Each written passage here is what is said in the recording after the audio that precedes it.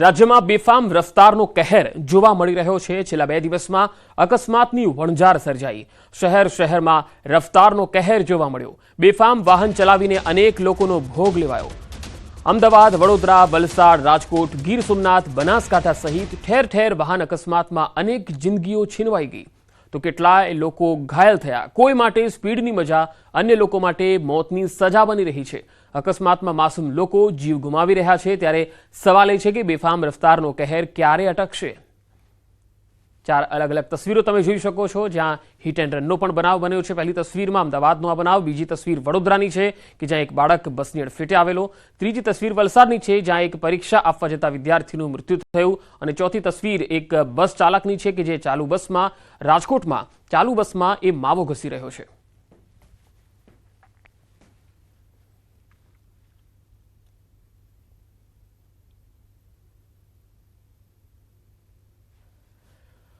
તો અરવલ્લીના શામળાજી નજીક અકસ્માતના અહેવાલ આવી રહ્યા છે। ટ્રક પાછળ એક ટ્રક ઘૂસી જતા ક્લીનરનું મૃત્યુ થયું છે। ડ્રાઈવર ટ્રકમાં ફસાઈ જતા ભારે જહેમત બાદ બહાર કઢાયો। ઇજાગ્રસ્ત ડ્રાઈવરને સારવાર માટે ખસેડાયો છે। શામળાજી પોલીસે અકસ્માત અંગે કાર્યવાહી હાથ ધરી છે। તસવીરો આવી રહી છે, તમે જોઈ શકો છો શામળાજીથી આ દ્રશ્યો આવી રહ્યા છે અને એક ટ્રક પાછળ બીજી એક ટ્રક ઘૂસી ગઈ અને તેમાં ક્લીનરનું મૃત્યુ થયું છે। અકસ્માતને લઈને જે તસવીરો આવી છે તેને જોઈને સમજી શકાય છે કે અકસ્માત કેટલો ગંભીર હશે। આ તરફ સુરેન્દ્રનગરના પાટડી નજીક ટ્રક પલટી ગઈ। શ્રમિકો ભરેલી ટ્રક પલટી ગઈ। અકસ્માતમાં 20 શ્રમિકો ઇજાગ્રસ્ત થયા। પાટડી તાલુકાના ખેરવા જેજરી રોડ પર મજૂરોને લઈને જતી આઈસર ટ્રકને અકસ્માત નડ્યો। સોખડા ગામના પાટિયા પાસે મજૂરો ભરેલ આઈસરના ચાલકે સ્ટીયરિંગ પરનો કાબુ ગુમાવતા આઈસર પલટી ખાઈ જતા 20 મજૂરોને ઇજાઓ પહોંચી। સાવરકુંડલા નજીક ઓડિયા ગામ પાસે અકસ્માત સર્જાયો। ખાનગી બસ અને ઇકો ગાડી વચ્ચે અકસ્માત થયો। ખાનગી બસ સાવરકુંડલાથી મુંબઈ જઈ રહી હતી અને ઇકો ગાડી અમરેલીથી સાવરકુંડલા આવી રહી હતી। અકસ્માતમાં એક મહિલા અને 2 પુરુષોને ઈજા થઈ। તમામ ઈજાગ્રસ્તોને 108 મારફતે સાવરકુંડલા સિવિલ હોસ્પિટલ ખસેડાયા છે। વધુ સારવાર માટે સાવરકુંડલાથી અમરેલી રિફર કરાયા। ઘટના સ્થળે પોલીસ કાફલો દોડી આવ્યો અને કાર્યવાહી હાથ ધરાઈ। તો ઇજાગ્રસ્તોને સાવરકુંડલાથી અમરેલી લઈ જવાયા। ખાનગી બસ અને ઇકો કાર વચ્ચે આ અકસ્માતનો બનાવ જે તસવીર આવી રહી છે તમે જોઈ શકો છો કે બસ જે છે એ સાવરકુંડલાથી મુંબઈ જઈ રહી હતી અને આ ઇકો કારમાં જે વ્યક્તિઓ સવાર હતા તેઓ ઇજાગ્રસ્ત થયા છે। એક મહિલા અને 2 પુરુષોને ઈજા થઈ છે। સાવરકુંડલા સિવિલ હોસ્પિટલમાં જે ઘાયલો છે તેમને ખસેડવામાં આવ્યા છે। ઇજાગ્રસ્તોને સાવરકુંડલાથી અમરેલી વધુ સારવાર માટે લઈ જવાયા। અમરેલીથી સંવાદદાતા રાજન ગઢિયા જોડાયા છે। રાજન, આ સમગ્ર અકસ્માતને લઈને હાલ લેટેસ્ટ અપડેટ શું છે? પંકજ, આ જે સમગ્ર અકસ્માત જે સર્જાયો છે સાવરકુંડલાના ઓળિયા ગામ નજીક આ અકસ્માત સર્જાયો છે। ખાનગી બસ અને ઇકો ગાડી વચ્ચે સર્જાયેલ અકસ્માતમાં કેટલાક લોકો ઇજાગ્રસ્ત થયા છે। તેમને સાવરકુંડલા અને અમરેલી 108 દ્વારા રિફર કરવામાં આવ્યા છે। જોકે જે રીતે દ્રશ્યો આપ જોઈ શકો છો તે પ્રમાણે જે અકસ્માત છે ખૂબ ગંભીર અકસ્માત કહી શકાય, પરંતુ સદભાગ્યે કોઈ જાનહાનિ થઈ હોય તેવું હજુ સુધી સામે આવ્યું નથી। હજુ સુધી ઇજાગ્રસ્તોના નામ આવ્યા છે। લગભગ 4 થી વધુ લોકો ઇજાગ્રસ્ત છે અને તમામ લોકોને સારવાર માટે ખસેડવામાં આવ્યા છે। જી રાજન, આભાર માહિતી આપવા માટે। અંકલેશ્વરના સારંગપુર પાટિયા પાસે અકસ્માત થયો। રોંગ સાઈડમાં આવતા ટ્રકે બાઇકને અડફેટે લીધી। આ અકસ્માતની ઘટના સીસીટીવીમાં પણ કેદ થઈ છે। રોંગ સાઈડમાં પૂર ઝડપે આવતા ટ્રક સાથે બાઇકની જોરદાર ટક્કર થઈ। અકસ્માતમાં બાઇક ચાલક ઉછળીને રોડ પર પટકાયો। ઇજાગ્રસ્તને સારવાર માટે હોસ્પિટલ ખસેડાયો છે। તો આ તસવીરો જોઈ શકો છો, બાઇક ચાલક ઉછળીને રોડ પર પટકાયો અને આખો આ બનાવ સીસીટીવીમાં પણ કેદ થઈ ગયો। ભરૂચમાં આ બનાવ બન્યો જ્યાં રોંગ સાઈડમાં આવતા ટ્રકે એક બાઇકને અડફેટે લીધું હતું।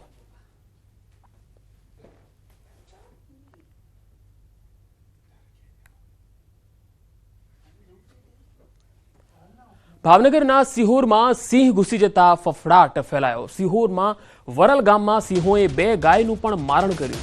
ગામની શાળા નજીકથી પસાર થયેલા સિંહના સીસીટીવી સામે આવ્યા છે। ગામમાં આવેલી સરકારી માધ્યમિક શાળા અને તેની સામે આલ્ફા વિદ્યાલય પણ છે જ્યાં નજીકમાંથી સિંહો પસાર થયા હતા। અહીં વિદ્યાલયમાં હોસ્ટેલ આવેલ છે જ્યાં 350 જેટલા બાળકો રહે છે। વરલ ગામે 2 થી 3 સિંહવાડી વિસ્તારમાં આવી જતા ગામના લોકોમાં ભયનો માહોલ છે। વરલ ગામે સિંહે કરેલા મારણને વન વિભાગને પણ જાણકારી આપવામાં આવી છે। સુરતમાં ચીખલીગર ગેંગનો આતંક જોવા મળ્યો। ચોરી કરતી આ ગેંગે યુવક પર હુમલો કર્યો હતો। ગણેશનગરમાં યુવક પર જીવલેણ હુમલો કર્યો। યુવકને માથામાં ગંભીર ઈજાઓ પહોંચી। હુમલાની ઘટનાના સીસીટીવી પણ સામે આવ્યા। ચીખલીગર ગેંગ સામે નોંધાઈ છે પોલીસ ફરિયાદ। ભેસ્તાન પોલીસે આરોપીઓની શોધખોળ શરૂ કરી છે। આ તસવીરોમાં જોઈ શકાય છે હુમલાનો આખો બનાવ સીસીટીવીમાં કેદ થયો। યુવકને માથામાં ગંભીર ઈજા પહોંચાડવામાં આવી। સુરતના ભેસ્તાન વિસ્તારનો આ બનાવ છે, જ્યાં ચીખલીગર ગેંગનો આતંક જોવા મળ્યો। આ ગેંગ લગાતાર તસ્કરી અને ચોરીના કામમાં લિપ્ત છે અને તેના ઘણા બધા સાગરીતો વારંવાર ઝડપાતા પણ રહ્યા છે।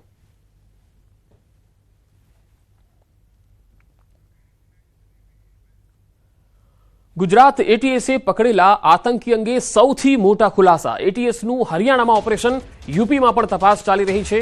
ઉત્તર પ્રદેશમાં ગુજરાત એટીએસનું સર્ચ ઓપરેશન।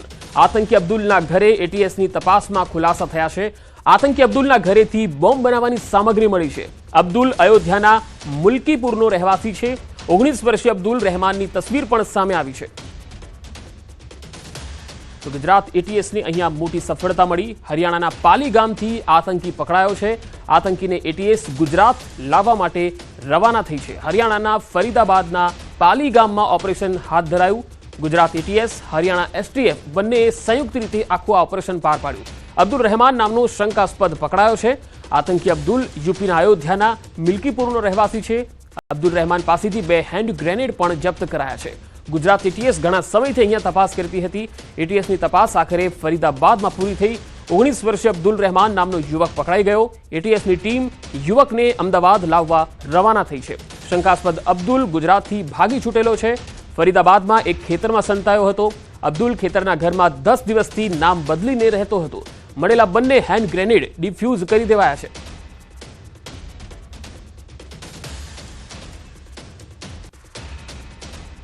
उस टाइम मैं घर था, लेकिन गांव में हल्ला हुआ कि आतंकवादी आ गया, आतंकवादी आ गया। फिर मैं यहाँ पे आया, यहाँ पे देखा कि काफी भीड़ लगी हुई है, पुलिस फोर्स काफी आई हुई है।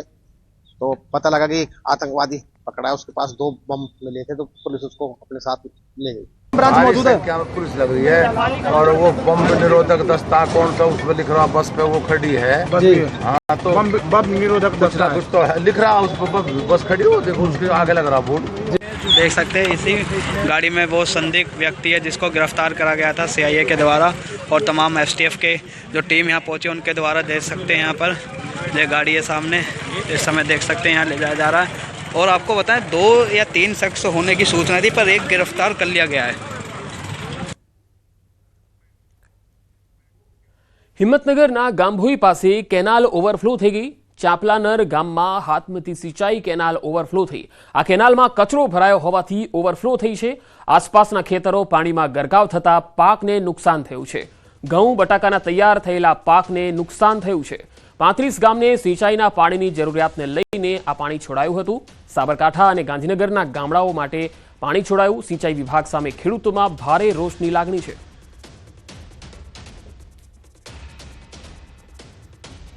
દારૂ હેરાફેરી માટે બુટલેગરોનો કિમિયો। કારમાં દારૂ છુપાવ્યો, પોલીસની નજરથી ન બચી શક્યા। રાજકોટ પોલીસે એક કારમાંથી મોટો જથ્થો પકડ્યો છે। કારમાં અલગ અલગ જગ્યાએ દારૂની બોટલો સંતાડેલી હતી। ટેલ લાઇટ, પેટ્રોલ ટાંકી, ગિયર બોક્સમાં દારૂ સંતાડવામાં આવેલો। એક કારમાંથી 375 નાની દારૂની બોટલો મળી આવી।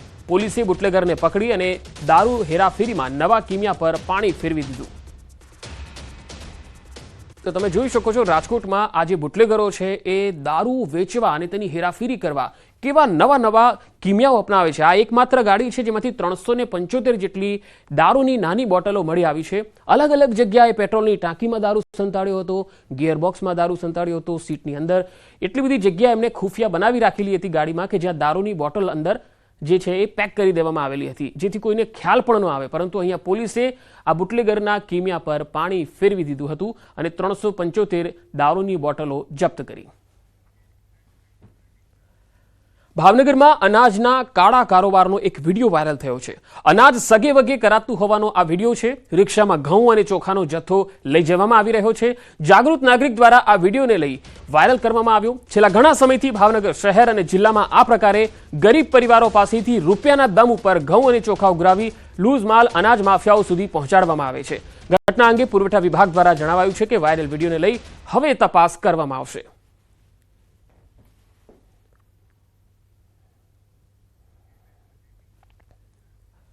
વડોદરા મનપા સંચાલિત શિક્ષણ સમિતિના પરિપત્રથી વિવાદ થયો। પરિપત્રમાં લખવામાં આવ્યું કે રમજાન માસમાં મુસ્લિમ વિદ્યાર્થીઓની સંખ્યા વધુ હોય તેવી શાળાઓના વિદ્યાર્થીઓને મોડા આવવા અને વહેલા છોડી દેવામાં આવે। આ પરિપત્રને લઈ વિશ્વ હિન્દુ પરિષદ લડાયક મૂડમાં આવી ગયું। વિશ્વ હિન્દુ પરિષદનું કહેવું છે કે જો શિક્ષણ સમિતિ દ્વારા આ પરિપત્ર પરત નહીં લેવામાં આવે તો આવનારા સમયમાં ઉગ્ર આંદોલન કરાશે। આ સમગ્ર મામલે શિક્ષણ સમિતિના શાસન અધિકારીએ જણાવ્યું કે શિક્ષણ સમિતિ દ્વારા વર્ષોથી આ પ્રકારનો પરિપત્ર થતો હોય છે। જે શાળામાં 80% વધુ મુસ્લિમ વિદ્યાર્થીઓ હોય તો ત્યાં આ પરિપત્ર લાગુ કરી શકાય છે।